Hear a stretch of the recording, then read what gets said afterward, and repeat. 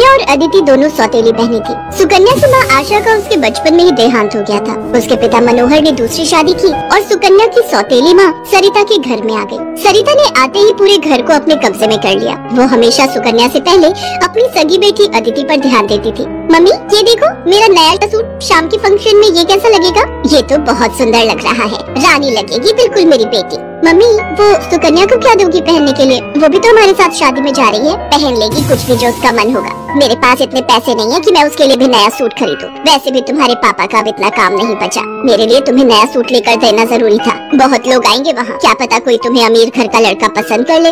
अरे सरिता, कभी कभी अपनी बड़ी बेटी सुकन्या के बारे में भी सोच लिया करो। वो बेचारी भी तो शादी लायक है। बस आ गए अपनी लाडली बेटी के बारे में चिंता करने। पता नहीं कौन से मनहूस दिन मेरी तुम्हारे साथ शादी हुई थी। जब से आई हूँ एक ही नाम तुम्हारे मुंह पर चढ़ा हुआ है। देखती हूँ सुकन्या सुकन्या। अरे तुम्हारी दूसरी बेटी अदिति भी कुंवारी है, वो भी तुम्हारी ही बेटी है। उसके बारे में भी कुछ सोचा करो। मैं हूँ जो पैसे जोड़ जोड़ कर अपनी बेटी को सूट दिलवाए हैं। अब शाम को चलने की तैयारी कर लो, बहुत बड़े बड़े लोग उस शादी में आएंगे। ये तो मेरी सहेली पुष्पा की बड़ी मेहरबानी है जो उसने हमें एक कार्ड दे दिया, वरना हम गरीबों को इस शहर में और इतनी बड़ी शादी में कौन पूछेगा। मनोहर को पता था कि सरिता का स्वभाव बहुत ही खड़ूस है, इसलिए वो चुपचाप अपने कमरे में चला जाता है। शाम को सब लोग शादी के लिए तैयार होते हैं। अदिति बहुत ही सुंदर सूट पहनकर तैयार होती है। सुकन्या के पास तो कपड़े ही नहीं थे। अचानक मनोहर सुकन्या के पास आता है। सुकन्या बेटी ये ले, ये तेरी माँ की साड़ी है, तू ये पहन कर तैयार हो जा। देख कितनी सुंदर साड़ी है, मेरे संदूक में रखी थी, मैं वही ढूंढ रहा था और आज मुझे मिल गई।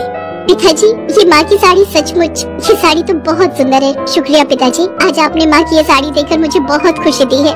हाँ बेटी, अब ये साड़ी पहनकर जल्दी से तैयार हो जा, देखना तब से सुंदर लगेगी मेरी बेटिया। सुकन्या अपनी माँ की साड़ी पहनकर तैयार हो जाती है। सब लोग शादी में पहुँचते हैं। सरिता जानबूझकर अदिति को ही आगे कर रही थी ताकि वहाँ लोग अदिति को ही देखें। तभी एक बहुत ही बड़े परिवार के लड़के आशीष की नजर सुकन्या पर पड़ती है। सुकन्या बिल्कुल अकेली खड़ी थी। वो लड़का उसके पास आया और उससे बात करने लगा। हेलो, मेरा नाम आशीष है और आपका?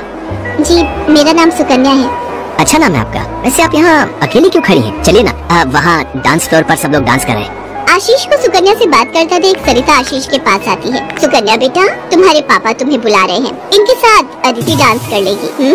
अब हाँ, क्यों नहीं, प्लीज। मनोहर ने तो सुकन्या को बुलाया ही नहीं था। ये सब तो सरिता की चाल थी। थोड़ी देर बाद सुकन्या फिर से खड़ी थी। अदिति आशीष के साथ डांस करने लगती है। आशीष अभी भी सुकन्या की तरफ ही देख रहा था। शायद उसे सुकन्या पसंद आने लगी थी। आशीष पूरी शादी में सुकन्या से बात करने की कोशिश करता रहा, पर बार बार सरिता अदिति को बीच में लाने लगी। पर आशीष के मन में तो कुछ और ही चल रहा था। एक दिन जब सुकन्या घर के काम कर रही थी तो अचानक मनोहर के साथ आशीष और उसके माता पिता आ जाते हैं। सरिता, जाकर जल्दी से चाय नाश्ते का इंतजाम करो। घनश्याम जी अपने बेटे आशीष का रिश्ता हमारी सुकन्या के लिए लेकर आए हैं। क्या? सुकन्या के लिए आशीष का रिश्ता? ये कैसे हो सकता है? मनोहर की बात सुनकर सरिता चौंक जाती है। सुकन्या तो घर की झाड़ पोछ में मैले कुचैले कपड़ों में मानो ऐसी लग रही थी जैसे कीचड़ में कमल। वहीं अदिति सोफे पर आराम से बैठी थी। सब कुछ आशीष और उसके माता पिता के सामने था। सुकन्या बेटिया, जाओ जल्दी से तैयार हो जाओ। अदिति, जाओ अपनी दीदी को तैयार कर दो। कोई जरूरत नहीं है तुम्हें उसे तैयार करने की। तुम उसकी नौकर नहीं हो जो उसे तैयार करो, अपने आप हो जाएगी तैयार। ये रिश्ता उसके लिए आया है, अदिति उसकी नौकरानी नहीं है। अंदर चल रही सरिता और मनोहर की बातें थोड़ी थोड़ी आशीष और उसके माता पिता के कानों में आ रही थी, इसलिए मनोहर बाहर आ जाता है।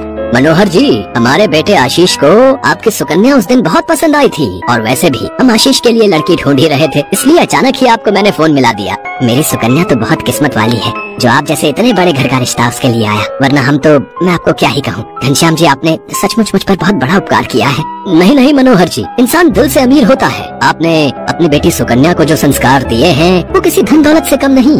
तभी सुकन्या चाय नाश्ता लेकर आ जाती है। सुकन्या का रिश्ता पक्का हो जाता है। भाई साहब, हमें आपकी सुकन्या बहुत पसंद है। हम तो जल्द से जल्द शादी करके सुकन्या को अपने घर की बहू बनाकर ले जाना चाहते हैं। बस आप शादी की तैयारियां कीजिए। आशीष के माता पिता के मुंह से ये बातें सुनकर मनोहर की खुशी का ठिकाना नहीं था। सुकन्या आज एक बहुत बड़े घर की बहू बनने जा रही थी। आशीष के माता पिता रिश्ता पक्का करके चले जाते हैं। कुछ दिनों बाद सुकन्या की शादी की तारीख निकल आती है। सरिता, मैं देख रहा हूँ जब से सुकन्या की शादी पक्की हुई है तुमने सुकन्या से बात तक करना छोड़ दिया है। ये ठीक नहीं। तुम अपनी बेटी की शादी करो, मैं इस शादी में कोई हाथ नहीं लगाऊंगी। ये रिश्ता मेरी बेटी के लिए था। मैं चाहती थी आशीष के साथ अपनी बेटी का रिश्ता करना, पर तुम्हारी उस सुकन्या ने सब काम खराब कर दिया। ये तुम गलत कह रही हो सरिता। सुकन्या के लिए आशीष के माता पिता खुद से रिश्ता लेकर आए हैं। तुम्हें तो खुश होना चाहिए। तुम क्यों सौतेलापन सुकन्या के साथ रख रही हो? तुम्हें तो उसकी सगी माँ बनकर उसे विदा करना चाहिए। मैं इसलिए तुम्हें उसकी माँ बनाकर लाया था, वरना क्या? क्या कहो तो मैं अभी ये घर छोड़कर चली जाती हूँ। बोलो। मनोहर की बात